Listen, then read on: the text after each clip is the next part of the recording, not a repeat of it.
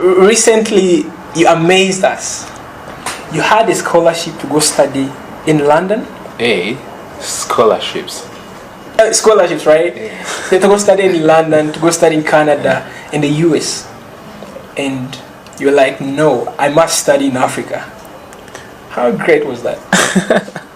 Thank you very much. Like, I think I don't see it as something that is strange or something that is new. Every individual have his or her own conviction. And academic is about trust. You go to places you trust. You shape a future for yourself based on your readiness. And basically the things that I'm searching for are things that I can have within. So those are some of the inspirations as to why I decided to take that particular stand. Well, you big conventions, you know, Afrikans always think the best education system is abroad. Yes, you know, but we cannot, you know, continue to live like that. When is that chain cutting? Should we just live as a continent and believe that anything that we want, we have to go to the West to get it? Of course, no. So this is the generation that should actually change the narrative for this continent. Otherwise, we can never make it. The world is growing faster than we can ever imagine. Right. And we must equip ourselves with our own realities and dig into solutions for the African continent, and therefore we register the development that we all want. But youths have to be in the front line, and we must be equipped with quality education, well informed by the African reality, in order to realize those agendas. Wow. You said the world is moving so fast. What do you mean by that?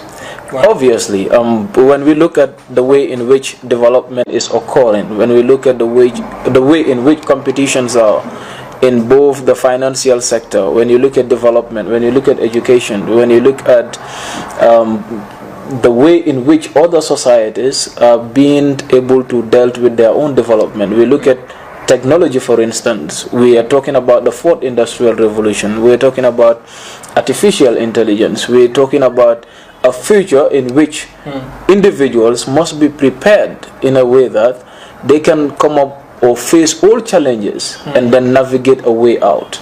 And to do that, Africans must be equipped with readiness to take up responsibilities, and as well as being equipped with quality of knowledge to be able to stand those particular powers and to be able to stand those particular change, because the change is inevitable. So we must prepare for it. The change is inevitable, we must prepare for it. Right. The winds of change are coming. Are we ready to take on the challenge? Yeah, sure. I feel like it's a growing process, and yeah, we are ready, and we are still getting ready with time. So yeah, I agree with what Osman Toure is saying, by saying that African youth need to take charge now, and then we drive the whole process to the future. So personally, I believe a lot in learning. I believe that, as Osman Toure said, change is now happening rapidly with technology around. Everything's changing rapidly, so we need to keep reinventing ourselves, kind of learning every day, so that we keep up to speed with whatever changes that are going on around us. Yeah, and in one of the interviews, Osman talked about Rwanda and how he would like to, you know, learn more about the Rwandan model. What enticed you to learn about the Rwandan model? Yeah, thank you so much. I think when we look at Rwanda, it is very unique. In fact, I talk about this country with passion. I talk about this country with love, because to many African societies, we have been relying on Western models, Western way of perceiving how societies need to be in order to shape our development agendas, our projects, our development models. But these things have not been working for us. Yeah. Now the fact is that I'm just saying on that, you know, all African countries need to start looking inward. You know, if you have been looking up, and you can't see solution, is it not time for you to look down? And you know, Rwanda has a model, and Rwanda is a model for the continent, in a sense that we are talking about a country that was down to zero back in 1994. We are talking about a country that was at its roots, you know. And how were they able to shape their society with unity, with transitional justice system, putting individuals back to the society, work as a community, build that unity among themselves. And today we see it as one of the fastest growing economies. It's not a magic, it's about relying on yourself, believing on yourself, having a vision and a good leadership quality, or a good leadership that informs every individual to take up responsibility. And one of the basic, or one of the things that is very, very important about Rwanda is that you look at the leadership, they make the people very important. They're proud to say the Rwandan. They're proud to talk about the people of Rwanda, and that is how you charge individual to take responsibility. So it to them that the development lies in their hands. So to them that the development can only be realized with unified forces, and that is exactly the results that we are seeing today. Wow, that simply means that since actually the youth are even the majority when you speak of the population, means they have a great role to do in transforming Africa, making it worthwhile, worth living in. Sure, youths everywhere are the active forces. We have a responsibility to work hard, protect the young or emerging generation, and as well as protecting the old. Now, let me tell you this. Our education system somehow has been shaped in a way that youths are afraid of staying in their own countries. In Africa, which is very, very negative. That even if we go outside and study, we don't think about coming back. We are like, yes, when we're done with our BSc, we go for our master's program. From our master's program, we go for PhDs, work with international organizations. Sometimes they use us as the very instrument to exploit our own people. The reason behind that is that our education have not been back with our societal realities, and therefore we are not even afraid of exploiting our own people to whom we belongs to. But look at the Japanese, for instance. Look at the Chinese. Look at some of these Asian countries. You can find their students everywhere around the world, but they keep track of them, making sure that with all their skills, with all their knowledge, they already have that self-patriotism in them, that the first country that matters is my nationality. The first continent that matters is Asia. And no wonder today we call it the Asian tigers, the Asian miracles. They did it upon realizing their own potentials, equipping their youths with skills, with knowledge, and that self-belief and patriotism. And no wonder they are where they are today. Wow. Speaking of the Japanese and the Chinese and how their models are actually successful, what are we getting wrong in Africa? Is it that we don't have the right education systems in place to shape the youth, or our governments are not providing enough enticements for Africans to stay in Africa? Sure, I think, thank you, but all those things are fundamental issues that we need to discuss as Africans. And we have a poor education system. We have to attest to that. Definitely. And when we talk about how do our government keep track of individuals living the continent, in so many cases, we do not have that motivation. Youths are not motivated to stay in the continent. They are not given that good atmosphere, that good environment for them to realize their own potentials within the continent. So, at first, it starts with the education system. Let us talk about this. The education system that we have in Africa is not tailored by Africans. This education system is curriculums left behind by colonial masters whose main objective was exploitative in nature, dominance, and controlled. This education system is not fit for purpose. That is the reality. So what do we need to do now as young scholars, as Africans, is going back to the Pan-African spirit. What was Marcus Garvey calling for? What was B. Du Bois calling for? What was John Henry Clark calling for? What was, we can talk about them, the sacrifice they've made for this continent, even with the fact that they were not born in the continent, but they just see themselves with their color, with their blood, as individuals who belongs to us. We talked about Pan-Africanists who were within the continent, like in Nkrumah. We can talk about, so many of them, like Julius Nyerere of Tanzania. We can talk about Gambians, Edward Francis Small and etc. We can talk about the Nelson Mandelas and etc. We had like big generation of African leaders who stood up to fight against dominance, to fight against control. But the same battle that they were doing is still here. You've made mention of Thomas Sankara, for instance. I look at him as something extraordinary because of the way in which he stood for his people. With the belief, with the vision, all these things that we're talking about today. Human right of women, right to employment. These are his own ideas. He was talking about them at a time when no one, including European countries, were not. I remember. So, yeah. That was in around the year of 1970s, 1980s. Yeah. It came into power. Sure. Yeah. So, like, if you look at it, like in the 1980s and etc., you look at Burkina Faso, like in the way in which Thomas was able to, come up with ideas to empower women. And again, let me say this before I forget. Today, when African people talk about women empowerment, they don't give Rwanda as a reference. Why? In the United States, let us look at the statistics. Women representative in parliament is less than 20%. Rwanda has more than 50%. 68, I think, right now. When we talk about our cabinet system, look at the women representative in Rwanda. You don't have all these statistics. In the US, you don't have them in any European countries. But yet, they've centralized everything to make it to us that what they have is the best thing. So, some of the things that they talk about, even if you apply logic in it, you know that they get it wrong. So I think there are some of the things that we need to do. It is high time that we rely on our realities, on some of the issues that are in line with the African agenda. No continent, no country can develop using foreign education. No country can develop using foreign aid. No country can develop using foreign culture.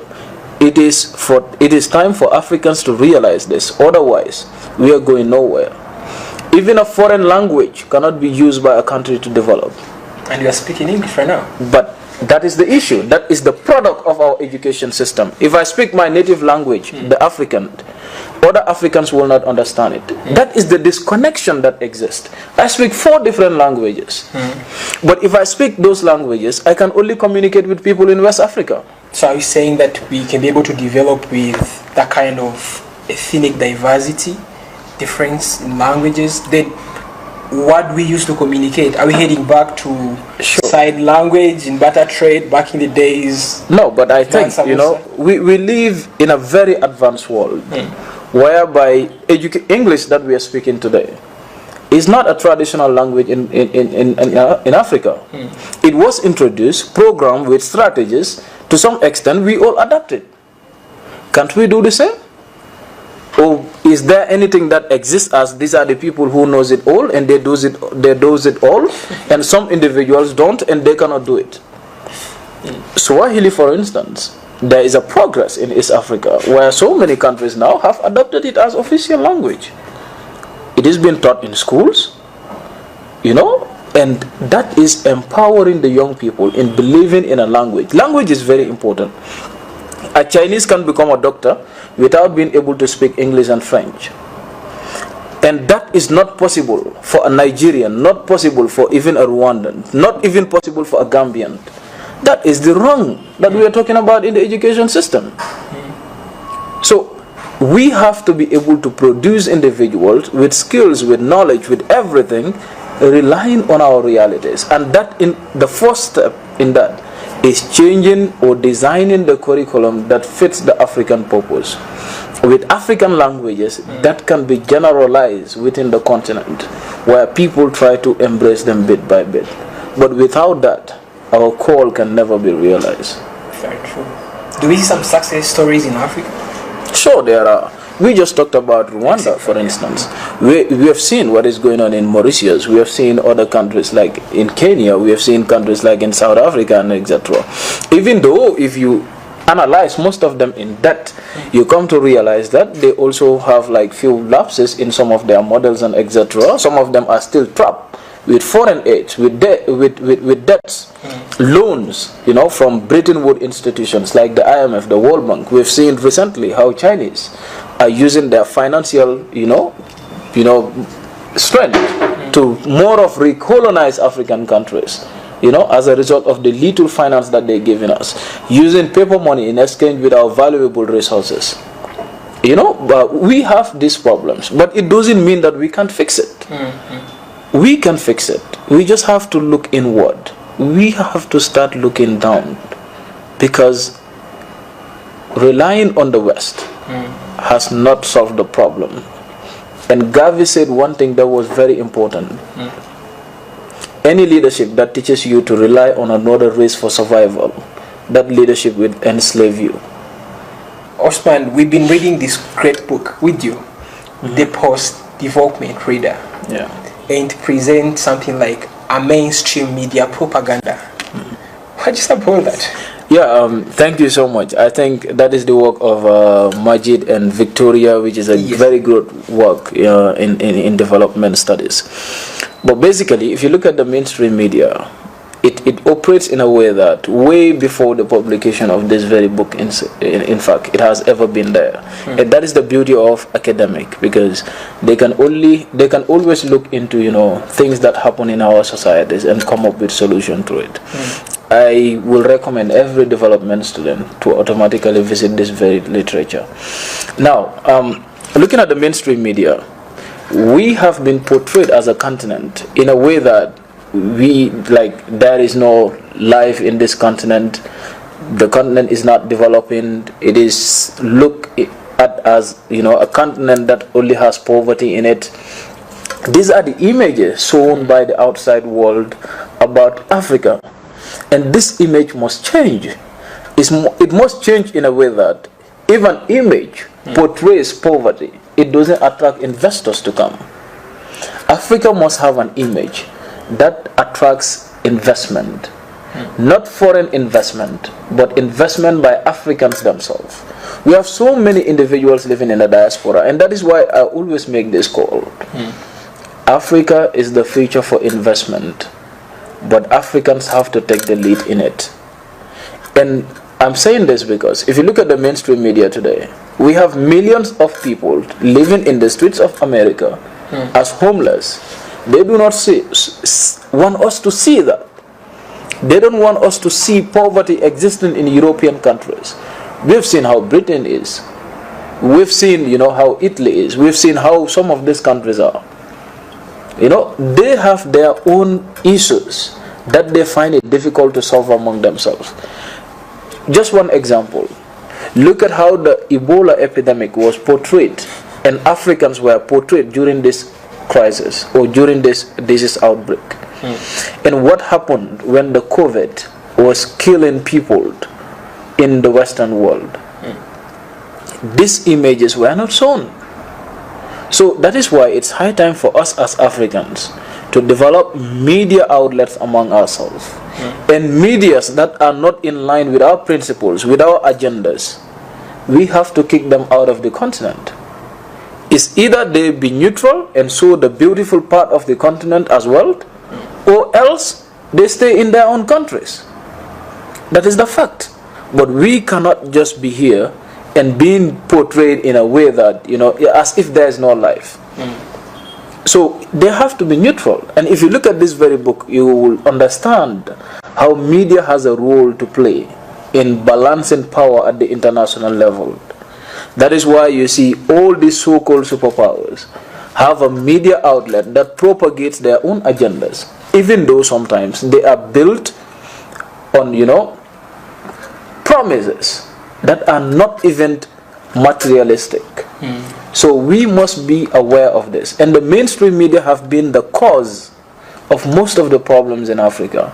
They portray the Western world as if everything there is perfect, brainwashing the youths who doesn't have time to look in depth as to what is happening. And therefore, we have seen Africans dying in the Mediterranean Sea. We have seen Africans dying in refugee camps in Europe. We have seen Africans being sent to prisons. Innocent people treated differently just because they are in different continent or just because of the color of their skin. So all these things are happening because of the mainstream media. So we must be aware of it now, develop media outlets and build up a network among themselves, and they have the African agenda forward. Then Africa can have a single voice. A single voice for Africa. Then why do you add on that? Yeah, I had a mentor who once told me that when it comes to mainstream media, what bleeds leads, and I can see it playing it out. Anyhow, speaking of changing the African narrative, I recently saw you on Africa 24, and I'm very positive Africa 24 is one of the channels that are actually changing the African narrative, and I feel like you also, had your experience with Africa 24. Yeah, Africa 24 is indeed a great media.